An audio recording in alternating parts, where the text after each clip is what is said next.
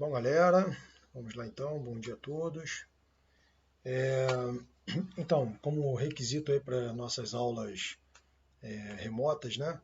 Eu vou gravar esse vídeo aqui falando um pouquinho da primeira apostila, né, dos conteúdos que ela traz, e vocês vão receber um formulário online, né, através do Google Forms, onde vocês irão responder as questões que lá estão elencadas, e aí, antes de enviar esse conteúdo, seria legal justamente vocês assistirem a esse vídeo, né, que aí eu vou tentar tirar algumas dúvidas sobre do que fala a apostila, do que falam esses movimentos, né, para a gente poder conseguir finalizar bem esse ano aí. Óbvio que eu vou ter que fazer um resumão, né, muita informação aí vai ficar perdida nesse momento, mas é o que dá para ser feito nesse tempo aí que nós temos, tá ok? Então vamos lá. A nossa primeira apostila, minha imagem vai sair aqui, e aí vocês vão ficar só com os textos. Tá? Bom, a nossa primeira apostila, ela vem falando sobre o modernismo, pós-modernismo e a arte contemporânea. Né? Nas artes, a gente tem que fazer algumas distinções do que é moderno e do que é arte que o pessoal considera clássica, né? Ou acadêmica.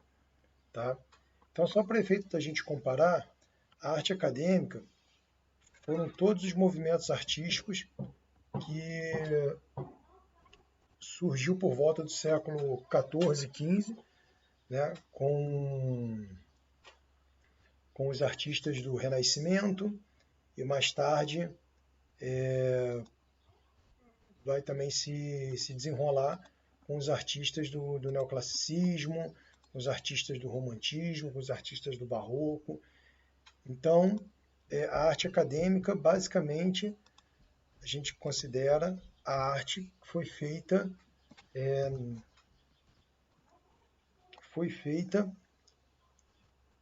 pelos acadêmicos, pelos estudantes de arte, né, cada um em seu período, obviamente. Então, a maioria desses movimentos que nós chamamos de arte acadêmica são obras feitas por pessoas que foram até a academia. Hoje, mal comparando, nós podemos chamar de faculdade, tem algumas diferenças, mas a gente não vai entrar nisso aqui agora. Então, esses artistas que iam até a academia, que estudavam a arte, seja em escolas formais ou em alguns ateliês de mestres consagrados para o período, fizeram o que nós conhecemos hoje como arte acadêmica. A arte acadêmica ela tem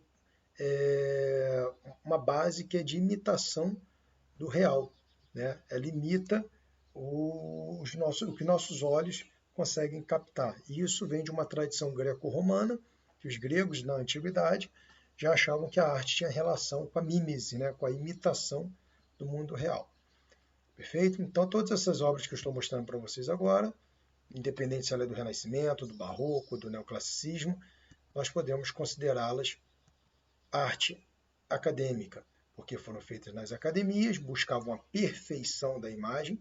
Você não consegue identificar, por exemplo, nessa pintura do Caravaggio, né, do pintor barroco Caravaggio, nenhuma pincelada, nenhuma mancha, nada que esteja fora do lugar, porque tudo é minuciosamente pensado e pintado, e pensado para ser assim. Ok? Então, tudo isso que nós vemos aqui, seja escultura ou pintura, nós consideramos arte acadêmica. Perfeito? E aí, qual é a diferença da arte acadêmica para a arte, né, moderna? A arte moderna, ela também vai ter seus desdobramentos, mas ela vai, a princípio, a gente vai ter, na verdade, assim, uma ruptura, né, do modernismo. A gente vai ter uma ruptura do modernismo lá ainda no século XIX. Na verdade, finalzinho do século XVIII, a gente já tem os movimentos românticos e realistas que já vão saindo um pouquinho da academia, já não vão seguir os padrões da academia, né? Já não vai se fazer como se fazia na academia. Isso vai ficar muito forte com o impressionismo, no século XIX, meado do século XIX, e aí os pós-impressionistas, né? Os quatro principais que nós temos são o Van Gogh, o Cézanne, o Georges Seurat e o Van Gogh, Cézanne, Georges Seurat e o Gauguin, né? Então eles vão, como se diz, libertar a arte, eles vão criar novos indícios, eles vão dar uma nova roupagem para a arte. Essa nova roupagem, no início do século XX, passados esses pós-modernistas, nós vamos chamar de arte moderna. E a arte moderna, ela vai, é como se fosse uma caixinha onde nós vamos colocar diversos movimentos, né, nesse modernismo. Então, dentro dessa caixinha que nós chamamos de modernismo, nós vamos ter o expressionismo alemão, né, que é o que a gente vai falar agora, cubismo, fauvismo, dadaísmo, surrealismo, abstracionismo, futurismo. Então, são vários movimentos que surgiram em partes da Europa que vão conviver no mesmo espaço-tempo, né? Você vai ter, por exemplo, na França surgindo o cubismo, mas também o fauvismo. Você vai ter mais ao norte, na Alemanha, surgindo o expressionismo alemão.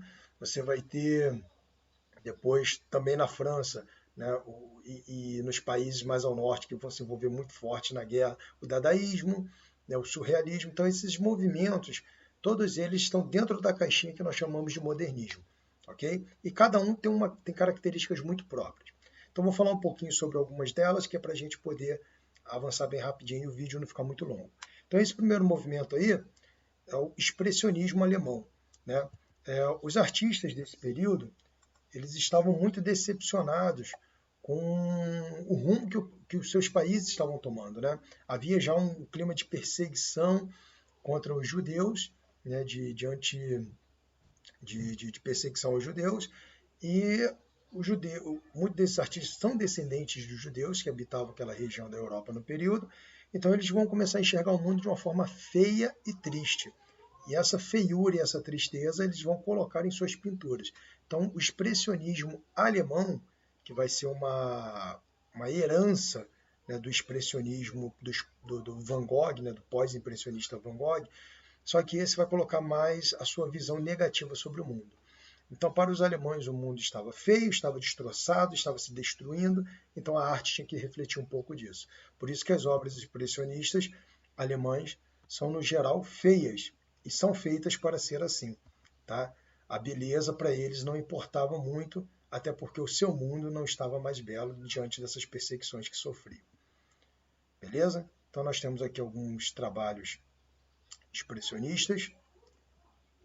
Notem que as cores geralmente são cores muito frias, né? Imagens meio desérticas, apesar de ser cidades, mostram a solidão, uma tristeza, uma angústia muito grande. Então, a busca, os temas principais desses movimentos é sempre a angústia, a dor, a morte, o sofrimento, né, que é algo que eles vivenciavam nesse início de século XX aí, na Europa, mais especificamente na Alemanha.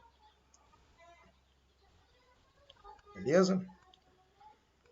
Então aqui nós temos uma das obras célebres desse movimento, apesar de não fazer parte diretamente do expressionismo alemão, né? O Edvard Munch, um norueguês, ele vai ser descendente de judeu, vai ter suas obras apreendidas depois durante o nazismo e muitas delas vão sumir, né?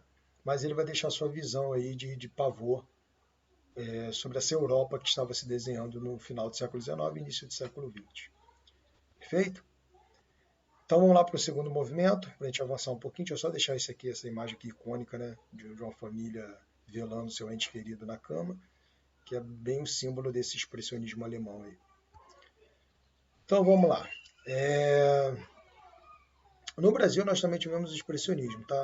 Eu vou falar rapidinho aqui, que aí já fica nesse vídeo aí, que talvez sirva, eu acho, se eu não me engano, para a segunda ou a terceira apostila de vocês. No Brasil, o Lazar Segal, lituano, né, ele vem para cá e traz essas ideias europeias, né, o movimento comunista estava se tornando muito forte no final do século XIX, início do século XX na Europa, por conta da luta da classe trabalhadora, que queriam mais direitos, né, salários adequados às suas condições de vida, direitos para as mulheres, existia a luta pelo sufrágio universal, né, para as mulheres poderem votar, coisa que até o início do século XX era proibido na maioria dos países. E aí Lazar Segal vai trazer essas ideias comunistas e essas ideias anarquistas também, dentro da sua pintura para o nosso país. E aqui chegando, ele vai passar um bom tempo em São Paulo, vai viver em São Paulo um bom tempo, e lá ele vai deixar registrado o seu olhar sobre o nosso país. A grande diferença que marca a pintura de Lázaro Segall, do período que ele estava na Europa para o período que ele está no Brasil, são justamente as cores, né? Os temas ainda vão falar de pessoas pobres, da classe trabalhadora, mas as suas cores, os seus quadros vão se tornar mais coloridos quando pintados aqui no Brasil.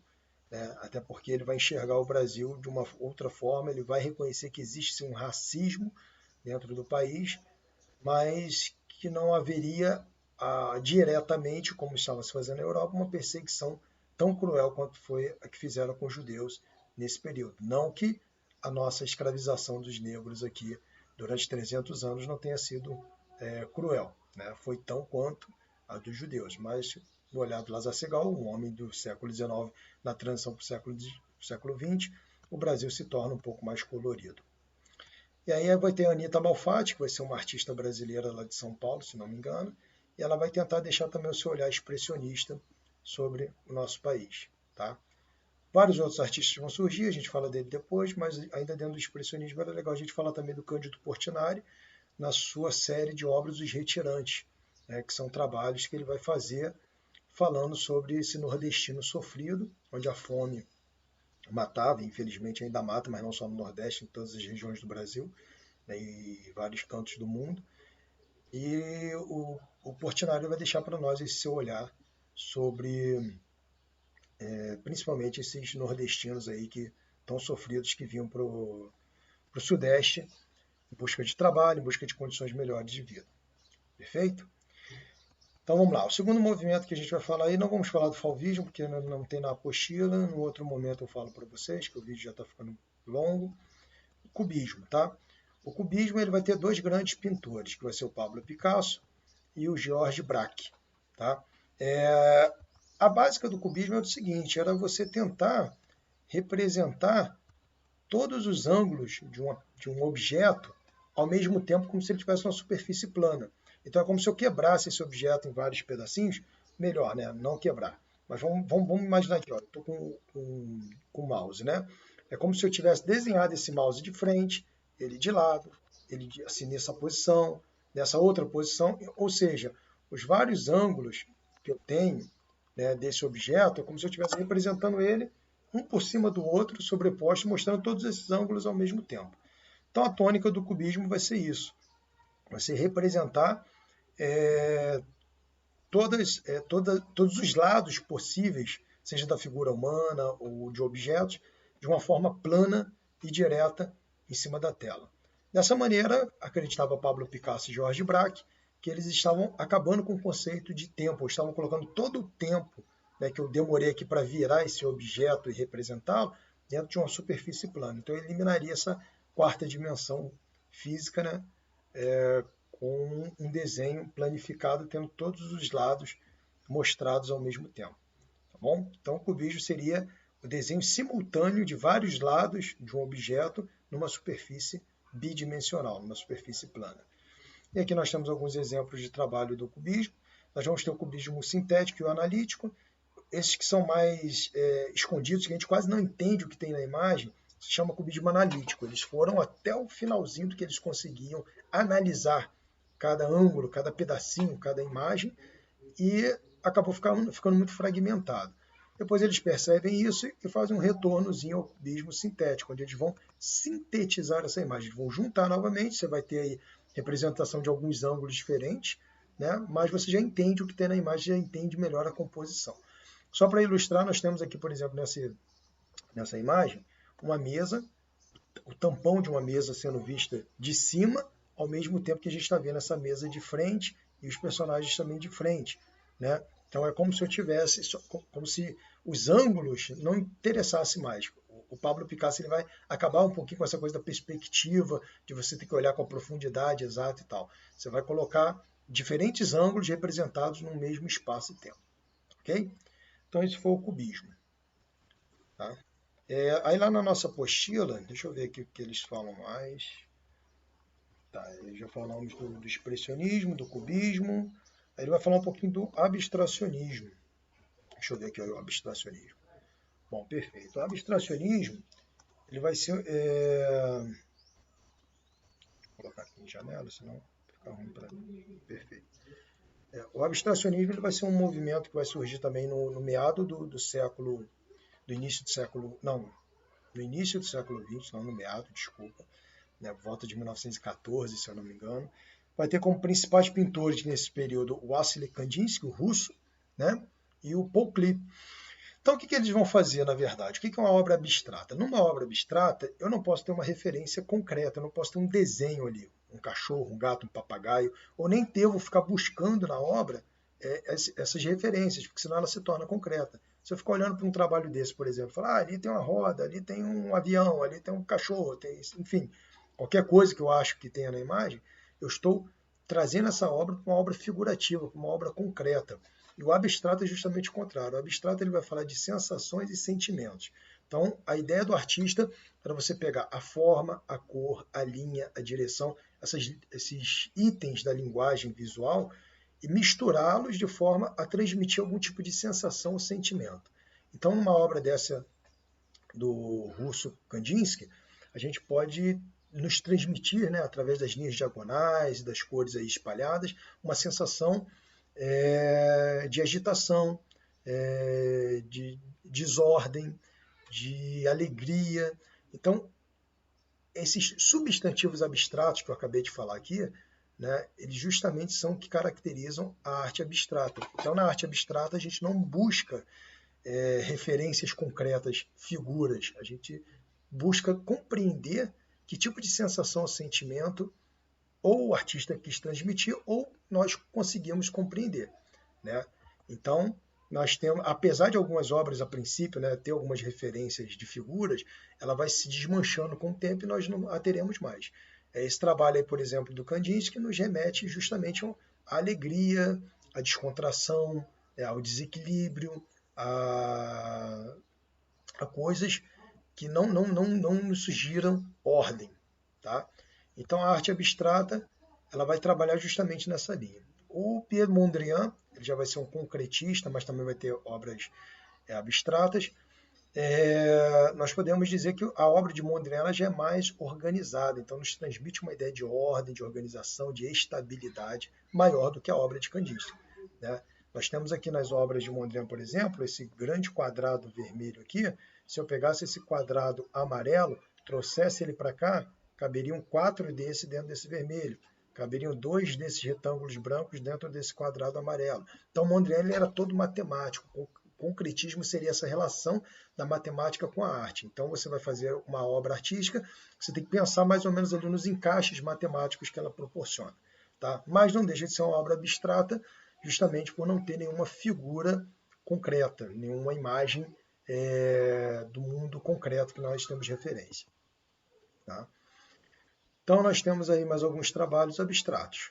Perfeito? O Paul Klee, né, que já foi citado antes. Esse trabalho do Paul Klee que eu acho fantástico, uma das minhas obras preferidas.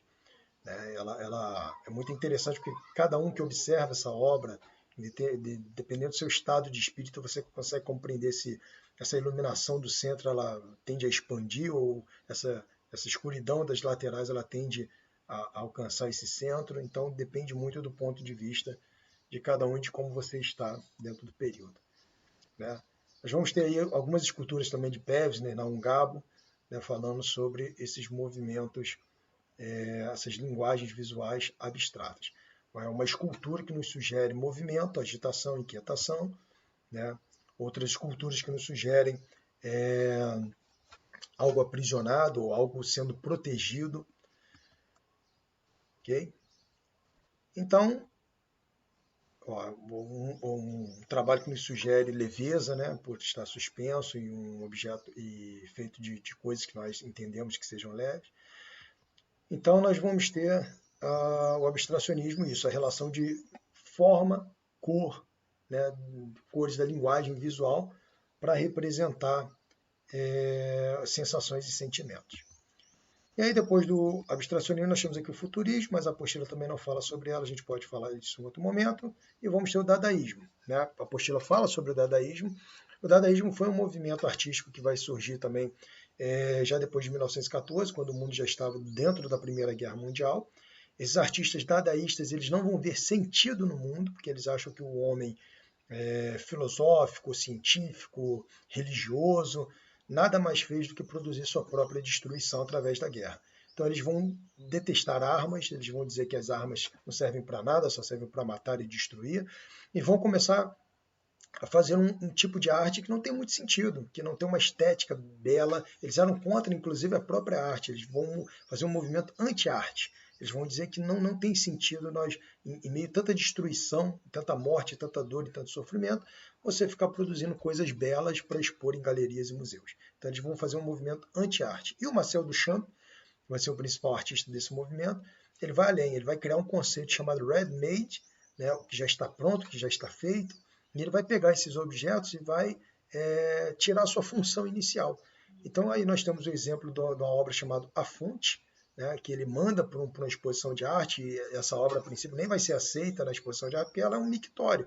Ele vai tirar um mictório de um banheiro, vai inverter esse mictório, né? A ideia de fonte é que as pessoas, né, os homens, enfiassem o pênis nesse orifício aqui embaixo, né, e urinasse ali para que a urina voltasse nele, fazendo um movimentozinho de fonte, uma coisa tão esdrúxula, tão grotesca, tão grosseira, mas é assim que eles se expressavam todo o seu repúdio à guerra, todo o seu repúdio ao irracionalismo humano diante da guerra. Tá ok? Então nós temos aí essa obra aí do dadaísta Duchamp, temos mais essa obra aí, né, do dadaísta, onde ele acaba com a função tanto da roda quanto do banco, unindo esses dois objetos. Então fica uma obra, digamos assim, irracional. E a irracionalidade, né, a falta da razão, é um dos principais conceitos do dadaísmo. E esse nome dadaísmo ele surge aleatório também, quando André Breton,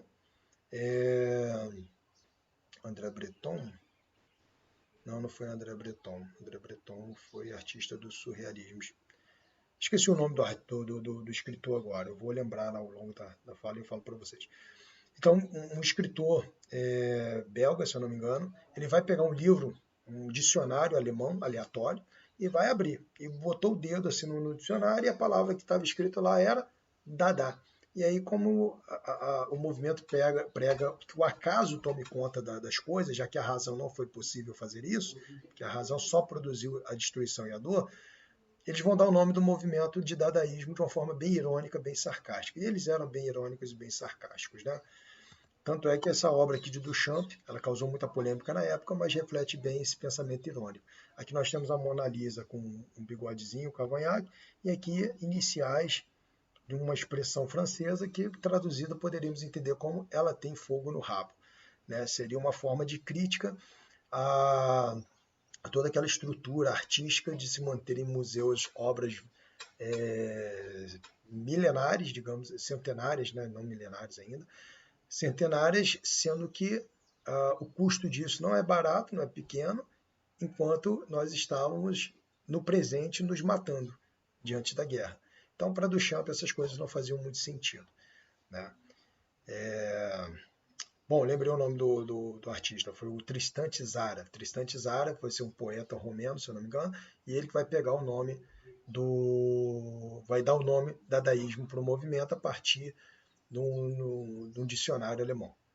Okay? Onde ele vai abrir aleatoriamente, poderia ser qualquer palavra, poderia ser, sei lá, guarda-chuva. Então o nome do movimento seria guarda-chuvismo, poderia ser cadeira, cadeirismo, enfim.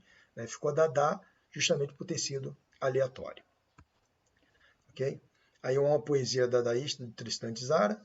Notem que são palavras entrecruzadas em tudo quanto é ângulo e tal, e essas palavras não fazem muito sentido.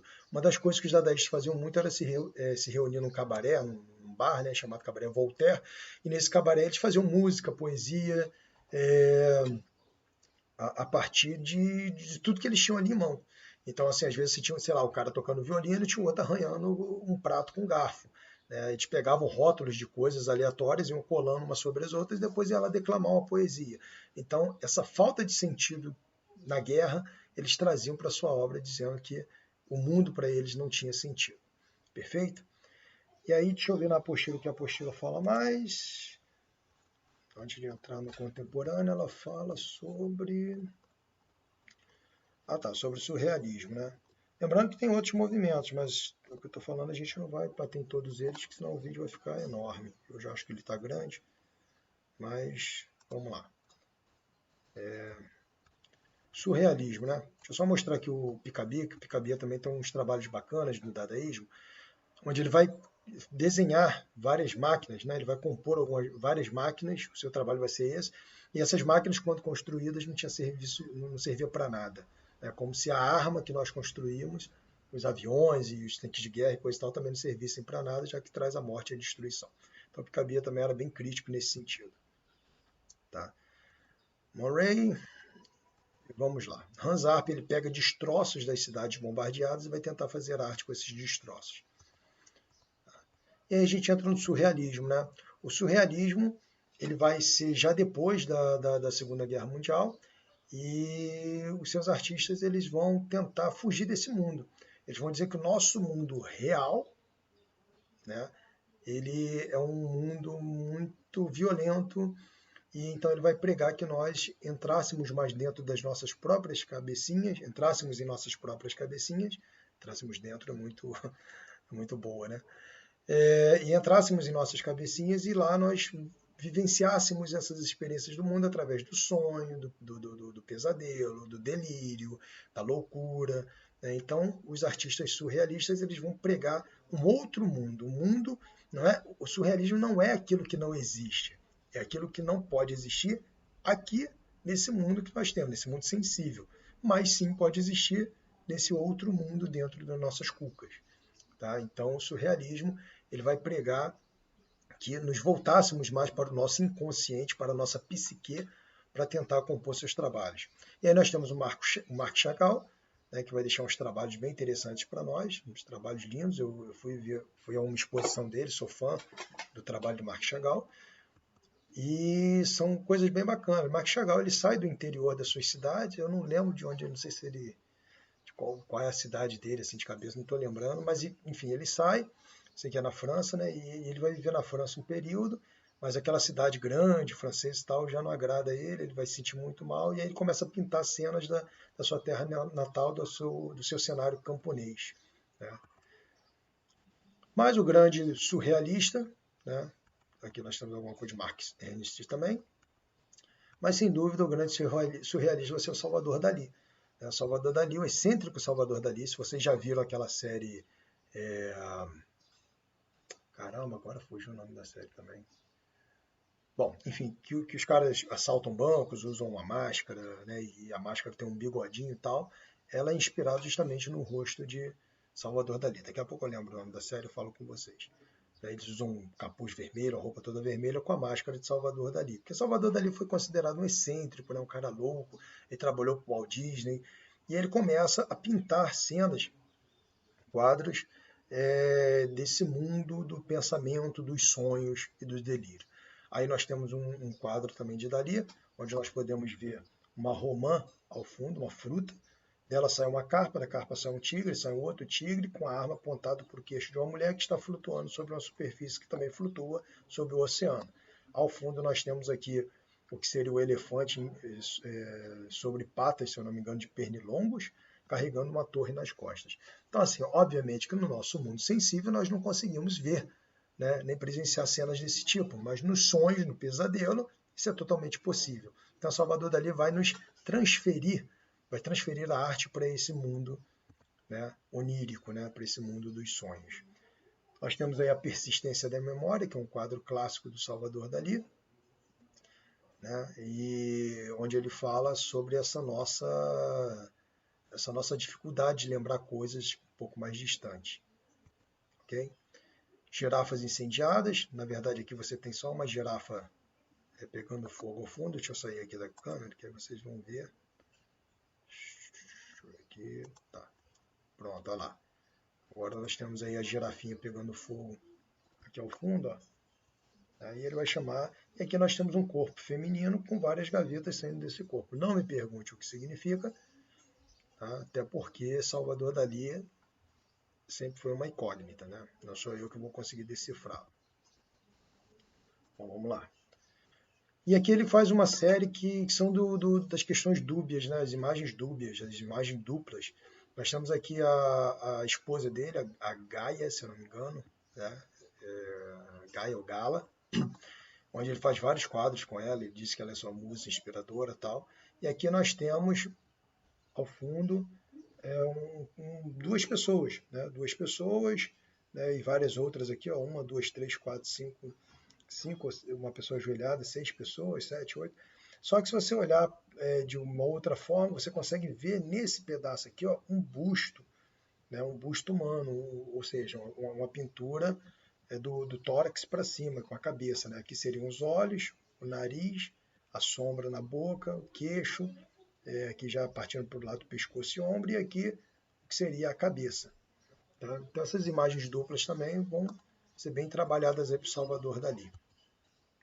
A Tentação de Santo Antão, também de Salvador Dalí, é um tema muito comum, né? Essa coisa da luta do homem contra os prazeres do mundo. Beleza, galera. Então esse é o surrealismo, né? O sono, que eu acho que já está todo mundo meio assim quando estiver assistindo esse vídeo. E olha essa imagem interessante, né? A gente consegue ver várias pessoas sentadas no que aparentemente seria uma cabana, uma mata ao fundo e tal. Só que se eu virar essa imagem, a gente consegue ter um perfil humano. Então são trabalhos que Salvador Dalí vai trazer para nós, vamos lá de novo, para vocês acharem bacana, e que hoje aí figuram como surrealismo. Ok? É o Jorge de Quirico também, mas a gente vai pular um pouquinho aí, porque ainda tem bastante coisa para falar da apostila. E a apostila vem trazendo aqui algumas perguntinhas, né? Como são chamadas as artes praticadas em academias? Artes acadêmicas. Nós já vimos a diferença da arte acadêmica para a arte moderna, não é isso? Acadêmicas são produzidas na academia e têm essa finalidade de representar o real, a beleza, né, ideal humana, e o modernismo vão ter vários movimentos que cada um vai desenhar e vai fazer e vai pintar de acordo com suas concepções de mundo. A cenário alternativo corresponde ao movimento artístico que surgiu rompendo com a percepção das cores e formas para representar o mundo interior do artista. Aqui no caso seria o expressionismo, não necessariamente esse alemão, né? Porque toda vez que eu tenho uma pintura que eu estou expressando alguma ideia, alguma coisa, algum sentimento, eu posso dizer que é expressionismo. A cenário alternativo que corresponde a um dos artistas mais revolucionários do mundo. Isso aqui eu não sei, né? Isso aqui eu não sei, isso aqui eu não sei nem de onde tiraram isso aqui. Nenhuma dessas alternativas aqui, só se for essa daqui, né? Nenhuma das alternativas anteriores. Porque a cenário alternativo corresponde a um dos artistas mais revolucionários do mundo da arte, responsável por questionar o próprio entendimento do que era considerado arte até então. Pode ser que ele esteja falando do Duchamp, né, justamente por questionar a arte. Mas eu acho que o Kandinsky também foi muito revolucionário, por ter criado o abstracionismo, então ficou meio esquisita essa questão. Mas enfim, tá aí, né? E depois vamos falar do pós-modernismo e da contemporaneidade. Eles vão trazer aqui a arte conceitual. Né? A arte conceitual é todo movimento artístico que eu vou precisar dar uma explicação direta sobre o que eu estou fazendo, né? Criar um conceito, né, daquele movimento para que ela ganhe seu valor. A arte conceitual não necessariamente eu tenho que produzir. Eu posso simplesmente falar, eu posso simplesmente escrever, eu posso simplesmente anotar o que eu gostaria de fazer. Tendo um conceito forte por trás, ela se torna arte conceitual. Agora, é interessante na arte conceitual que basicamente todos os movimentos artísticos, né, que nós conhecemos têm um conceito. Até porque para ele ser considerado arte, ele tem que ter um pensamento mais aprofundado por trás que o jogue no caminho das artes. Senão a gente fica com um objeto. Né? Se eu pegar, por exemplo, eu vou pegar aqui um negócio aqui perto de mim, se eu pegar esse pincel aqui, essa trincha aqui, e é um objeto. Mas se eu trabalhar um conceito em cima dela, né, não sei, enfim, igual o Duchamp fez, eu pegar isso daqui e misturar com um outro objeto qualquer, desfazendo o sentido desses objetos, eu criei um conceito, aí ela passa a ser uma arte, passa a ser uma arte conceitual. E aí a apostila traz para a gente como exemplo aí justamente o mictório lá de Duchamp, que também por ter esse conceito que eu já falei para vocês, expliquei lá atrás, sim, pode ser considerado arte conceitual. Tá? E aí nós vamos ter outras manifestações, que instalações, né, intervenção, videoarte. performance, e tem ainda land art, art power, tem vários outros movimentos. Só para a gente dar uma olhadinha em algumas delas, eu vou botar aqui instalações de L8Sica, né? Que inclusive eu acho que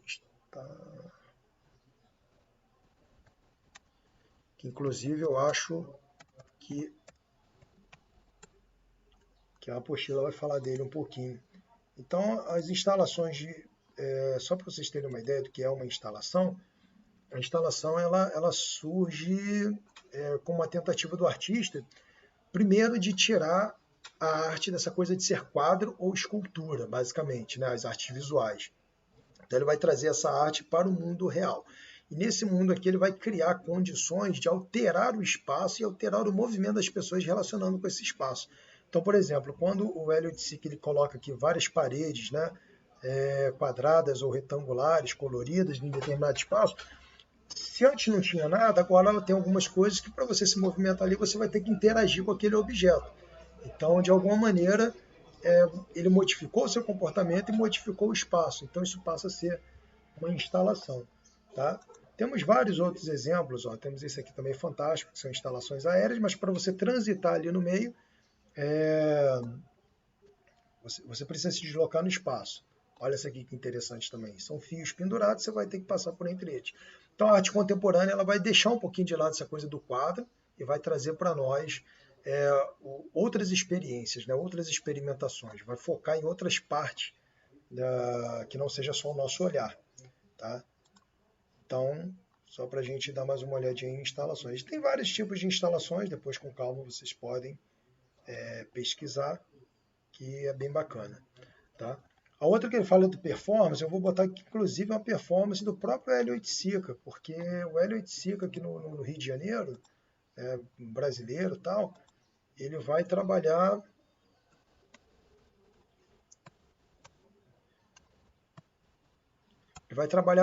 vários conceitos, né, da arte contemporânea. E os parangolés vai ser justamente essa performance. Ó. Vocês vão observar. Deixa eu fazer aqui, ó. Deixa eu tirar o som.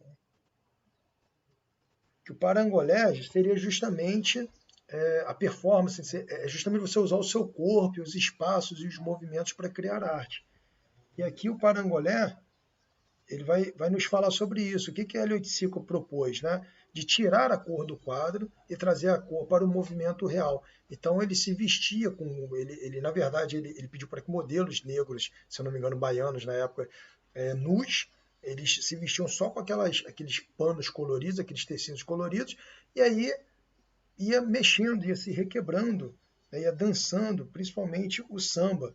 E esse movimento, essa dança, fazia com que nós enxergássemos a cor no seu estado vivo. Né? Ela estava ali dançando, ela estava viva na nossa frente. Então isso é um exemplo de performance, né, do grande L8Sica, né, do grande artista L8Sica. E aí o texto ele vem falando para nós também da videoarte, que esse exemplo que eu acabei de passar também pode ser considerado um pouquinho lá no limite como videoarte. E é isso, galera. Aí o que acontece? Eu vou mandar um questionáriozinho para vocês agora de forma online, vocês vão responder lá para mim. Pessoal da 901, responda da 901. Pessoal da 902, responda da 902. Tá? E depois a gente vai conversando sobre isso aí lá no grupo, tá bom? Um grande abraço aí.